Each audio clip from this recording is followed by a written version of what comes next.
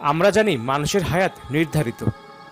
নির্ধারিত সময়ে আল্লাহ তাআলা আমাদের কাছে মালাকুল মউত পাঠাবে। কিন্তু কিছু কিছু পাপ আছে, যে পাপগুলো করলে আল্লাহ তাআলা আমাদের হায়াতের মধ্য থেকে কিছু হায়াত ছিনিয়ে নেন। আবার নেক আমলের জন্য আল্লাহ তাআলা আমাদের হায়াতকে বাড়িয়ে দেন। যেমন আমরা যদি কোনো কোম্পানিতে চাকরি করি একনিষ্ঠতার সাথে, তাহলে আমার বস আমার প্রতি খুশি হয়ে বেতন বাড়িয়ে দিতে পারে।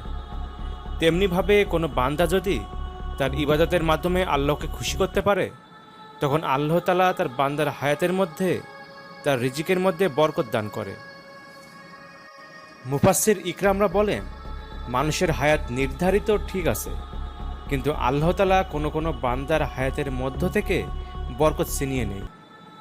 আবার কোনো কোনো বান্দার হায়াতের মধ্যে বরকত বাড়িয়ে দেয়। বুখারীর বর্ণনায় আবু হুরায়রা রাদিয়াল্লাহু তাআলা বর্ণনা করেছেন, কোনো মানুষ যদি তার রিজিককে বাড়াতে চায়, যদি কোনো মানুষ তার হায়াতকে বাড়াতে চায়, সে যেন মাত্র দুটি কাজ করে। প্রথমত, সে যেন তার আত্মীয়তার সম্পর্ক নষ্ট না করে, আর দ্বিতীয়ত, সে যেন বেশি বেশি দান সদকা করে। এ দুটি কাজ করলে আল্লাহ তাআলা তার হায়াত বাড়িয়ে দেয়। মানুষ যদি অতিরিক্ত খাবার খায়, অতিরিক্ত অপচয় করে, তাহলে আল্লাহ তাআলা তার হায়াতের মধ্য থেকে বরকত কেড়ে নেয়, রিজিকের মধ্য থেকে বারাকা উঠিয়ে নেয়। মানুষের রিজিক যখন ফুরিয়ে যায়, তখন আজরাইল আলাইহিস সালাম আসার ঠিক আগেই আরেকজন ফেরেশতা ওই ব্যক্তির কাছে উপস্থিত হয়ে যায়। ওই ফেরেশতা ডাক দিয়ে বলে, হে আল্লাহর বান্দা, আমি আসমান থেকে এসেছি। আমি দক্ষিণ থেকে পূর্ব, পূর্ব থেকে পশ্চিম, উত্তর থেকে দক্ষিণ পর্যন্ত গোটা পৃথিবী তন্ন তন্ন করে খুঁজেছি। তোমার জন্য একটা শস্য দানা পর্যন্ত রিজিক পাইনি। তুমি সব রিজিক খেয়ে ফেলেছ, অতএব তোমার মৃত্যু নিশ্চিত। তুমি মৃত্যুর জন্য প্রস্তুত হয়ে যাও। এজন্য মুফাসসির ইকরামরা সবসময় উপদেশ দেন অল্প খাওয়ার জন্য এবং অপচয় না করার জন্য। অপচয়কারী শয়তানের ভাই, নাউজুবিল্লাহ। শয়তানের ভাই বলে আল্লাহ তাআলা ডাক দিয়েছেন। এরপর নিয়ামতের শুকরিয়া আদায় না করা। রাসূলুল্লাহ সাল্লাল্লাহু আলাইহি ওয়াসাল্লাম বলেছেন, কোনো ব্যক্তি যদি আল্লাহর নিয়ামত পেয়ে শুকরিয়া আদায় না করে, তাহলে আল্লাহ তাআলা তার থেকে নিয়ামত উঠিয়ে নেয়। বান্দাকে হায়াত দেওয়ার পর, বান্দাকে রিজিক দেওয়ার পর, বান্দাকে ভালো কিছু দান করার পরও বান্দা যখন শুকরিয়া আদায় না করে, তখন আল্লাহ তাআলা শুধুমাত্র তার থেকে বরকত ছিনিয়ে নেয় না, আল্লাহ তাআলা তাকে কঠিন আযাবের মধ্যে গ্রেপ্তার করে ফেলে।